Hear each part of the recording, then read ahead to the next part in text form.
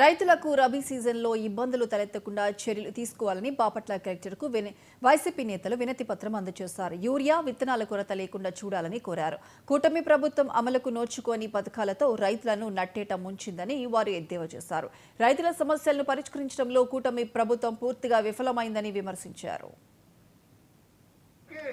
మీరు ఇస్తారని స్టార్ట్ చేస్తే ఇప్పటికి 2 సంవత్సరాలు జగన్మోహన్ రెడ్డి గారు ముఖ్యమంత్రిగా ఉన్నప్పుడు ప్రత్యేకంగా రైతులకు సంబంధించి 12,500 రూపాయలు ఇస్తారని చెప్పి పంట తొలడంలో 13,500 రూపాయలు ఇచ్చి రైతులకు ఒక భరోసా కల్పిస్తే మీరు అధికారంలోకి వచ్చినాక 20,000 రూపాయలు ఇస్తారని చెప్పారు.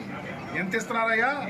జూన్ 24, 2024కి మీరు ఇస్తారని స్టార్ట్ చేస్తే ఇప్పటికి 2 సంవత్సరాలు దరిదాపు అవుతా ఉంటే 40,000 రూపాయలు రైతుకి ఇవ్వాలిస్తే ఎకరాకి ఎంత ఇస్తా ఉన్నావు?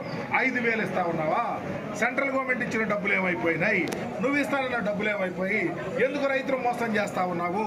తక్షణమే రైతులను మోసం చేసే చంద్రబాబు నాయుడు గారు, మీరు ఎక్కడైనా దిగి వచ్చే రైతు సంక్షేమానికి పెద్దపీట వేయండి. ఈ రాష్ట్రంలో ప్రతి పేదవాడు, కౌలు రైతు, కూలి రైతు, వ్యవసాయం చేసుకునే రైతు, అన్ని కులాల్లో ఉన్న రైతు అలో లక్షణ అంటా ఉన్నాడు.